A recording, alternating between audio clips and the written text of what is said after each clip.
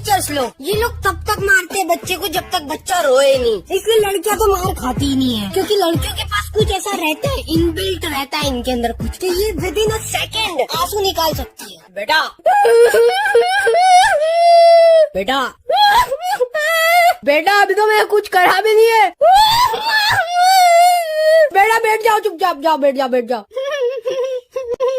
एक सेठ जरूरतमंदों की हमेशा मदद करता था। एक दिन अचानक किसी कारण सेठ का देहांत हो गया। सेठ की अर्थी को उसके परिवार वाले शमशान लेकर जा रहे थे। तभी एक आदमी ने उस अर्थी का एक पैर पकड़ लिया और बोला, मरने वाले इस सेठ ने मुझसे 2 लाख रुपए कर्ज लिए थे, इसलिए पहले मेरे पैसे दो, फिर मैं इसके अर्थी को शमशान ले जाने दूंगा। तमाम लोग यह तमाशा देख रहे थे। तभी सेठ के दोनों बेटों ने कहा, हम तुम्हारा कर्ज नहीं देंगे, पिताजी का कर्जा पिताजी जाने। सेठ की अर्थी को रुके हुए बहुत देर हो चुकी थी। तभी यह बात सेठ के बेटी तक पहुंच गई। उसकी बेटी भागी भागी अपने पिता के अर्थी के पास आई और उसके पास जितने भी पैसे और गहने थी सब आदमी के सामने रख दी और बोली, तुम यह सब रख लो और इनके अर्थी को जाने दो। आदमी बोला, बेटी यह सब अपने पास रखो, दरअसल मैं यहाँ 2 लाख रुपए लेने नहीं बल्कि 2 लाख रुपए देने आया हूँ, जो मैंने सेठ जी से 2 साल पहले उधार लिए थे। मैंने यह सब नाटक इसलिए किया ताकि यह पैसा उस व्यक्ति को मिले जो सेठ जी को वास्तव में प्यार करता था।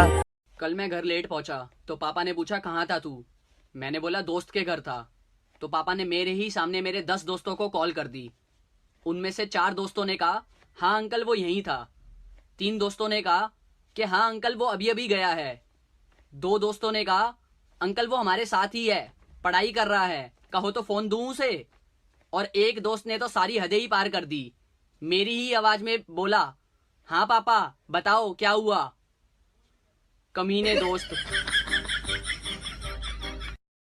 ये बुढ़ा अपनी जिंदगी से नफरत करता है, लेकिन तभी उसने यमराज को दरवाजे से गुजरते हुए देखा। वो खुश हो गया और तुरंत उनसे बात करने के लिए दौड़ पड़ा। वो यमराज के पास जाकर बोला, मेरी जान ले लो। लेकिन यमराज उसे बोले, बुढ़े अभी तेरी बारी नहीं आई, और आगे बढ़ गए। बुढ़े को ये बात हजम नहीं हुई और उसने मरने का नाटक किया, लेकिन यमराज ने उसकी तरफ देखा तक नहीं। फिर वो यमराज से भीख मांगने लगा, लेकिन यमराज को कोई फर्क नहीं पड़ा। उसने यमराज की कुल्हाड़ी तक चुराने की कोशिश की, लेकिन यमराज ने जादू से अपनी कुल्हाड़ी को वापस ले लिया। अब बुढ़ा हार मानने ही वाला था कि तभी उसकी नजर एक खूबसूरत नर्स पर पड़ी जो उसे मुस्कुराकर देख रही थी। बुढ़ा तुरंत अपनी सारी परेशानियां भुलाकर नर्स की ओर बढ़ने लगा, लेकिन जैसे ही उसने कदम बढ़ाया अचानक चक्कर खाकर गिर पड़ा। उसकी आत्मा उसके शरीर से बाहर निकल आई और उसे समझ आया कि वो हार्ट अटैक से मर चुका है। यमराज ने उसे देखा और गुस्से में माथे पर हाथ रख लिया। अगले ही पल बुढ़ा अचानक अपने कमरे में जागा और पता चला कि वो तो बस एक सपना देख रहा था।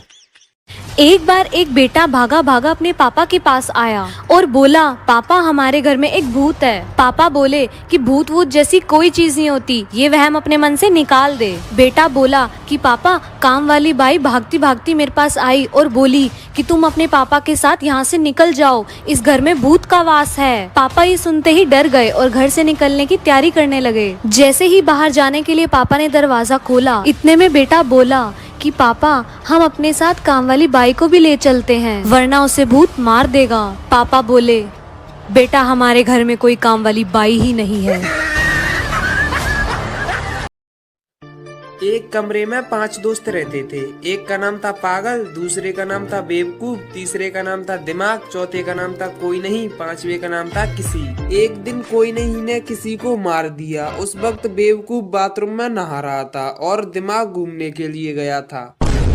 तभी पागल पुलिस को फोन लगाता है, हेलो पुलिस, कोई नहीं ने किसी को मार दिया। तभी पुलिस वाला बोला, पागल है क्या? तो पागल बोला, हाँ मैं पागल हूँ सर। तो पुलिस वाला बोला, अरे बेवकूफ है क्या?